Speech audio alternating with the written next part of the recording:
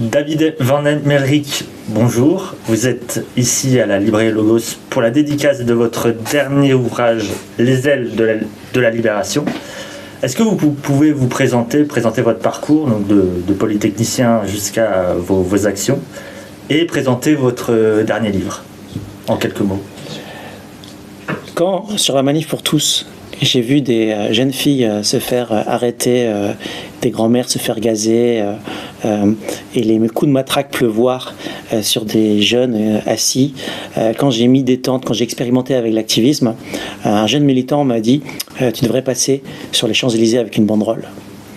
Et évidemment, c'était pas possible, mais je suis polytechnicien et j'ai réfléchi à qu'est-ce qu'il y avait dans cette idée d'intéressant. Et c'est là où je suis passé à l'étape d'après. Ça sert à rien de se battre sur tel ou tel sujet si en France il n'y a pas de démocratie. Et j'ai combiné ces deux idées en une opération psychologique d'encouragement de la résistance qui maximise le potentiel de la banderole. Voilà. C'est aussi quand la résistance ne peut plus rien faire parce que tout le monde s'épuise dans des manifestations, eh bien il reste quelqu'un qui pilote pendant l'été, quand tout le monde est fatigué et tout le monde a besoin de se reposer. Donc c'est une opération psychologique et les opérations que la résistance peut faire pour libérer la France, elles ont différents seuils d'efficacité, c'est ce que je présente dans le livre. Certaines réussiront le jour où il y aura 10 millions de résistants qui agiront comme un seul homme. Certaines autres peuvent réussir avec un seul pilote soutenu par une armée de l'ombre. Et c'est ce que j'appelle le seuil d'efficacité. Il faut toujours pouvoir dimensionner une action à son seuil d'efficacité pour faire grimper la résistance, pour libérer la France. À ce propos, que pensez-vous de l'opération Bloquons tout qui a eu lieu ce mercredi 10 septembre? Pensez-vous que c'est une bonne façon de lutter contre ce gouvernement? Je suis chrétien et je suis mathématicien. Jésus a dit « Tu ne jugeras pas ». Et un mathématicien, pour conclure, il doit avoir toutes les informations. Donc je vais simplement dire des hypothèses des hypothèses et pas des conclusions fermes sur Bloquons tout. De toute manière, quand il y a un mouvement, moi je suis là pour encourager globalement, mais je vous ai parlé de ces seuils d'efficacité.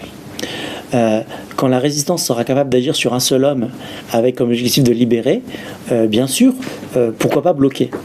En attendant, ce qu'on voit, c'est que la gauche descend dans la rue, des patriotes se retrouvent isolés, n'ont pas envie d'y aller.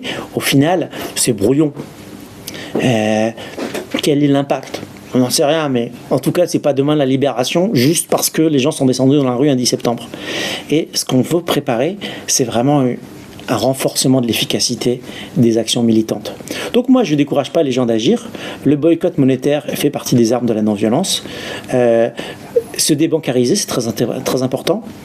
Bloquer les ronds-points. J'étais moi sur un rond-point le 10 septembre au matin pour encourager. Parce que si on dit tous du négatif, ça ne tient pas. Mais, a posteriori, soyons clairs, il y a beaucoup de fois où on a mis 1 million de Français dans la rue et on n'a pas fait tomber le régime. C'est donc qu'il faut plus d'organisation et c'est ce que j'ai mis dans ce livre. D'abord, Antoine, je ne te cache rien. Tu étais manager dans un grand groupe. Si personne n'est motivé, l'équipe ne fera rien. S'il y a un peu de motivation mais pas d'organisation, il y aura de l'activité mais aucun résultat. Ce livre, c'est un livre d'encouragement et un livre pour exhorter la résistance à passer à plus de professionnalisme. Parce que libérer la France, c'est extrêmement sérieux. Une dernière question. Vous dites chrétien. Qu'est-ce que le Christ peut apporter dans le combat pour la destitution de ce gouvernement? Mais on ne peut pas faire la somme de tout ce que le grand patron, comme je l'appelle, peut nous apporter. La banderole destitution est miraculée. Le 3e jour, elle a été sauvée des eaux. C'est ce que je détaille dans les réseaux sociaux sous le nom de miracle de la plage des Rosaires. Et ça, ce n'est qu'un exemple. Je ne peux pas savoir, au fond des cœurs de chacun d'entre des résistants, la flamme d'amour, d'espoir, de foi, de solidarité qu'il peut allumer. Je ne peux pas savoir tout ce qu'il fait. Donc ce n'est pas à moi de répondre. Je peux juste témoigner par-ci et par-là de ce que le patron apporte comme espoir et comme enthousiasme, comme amour, comme feu. Merci David. Bon courage pour toutes vos actions. Merci pour l'invitation. À une prochaine.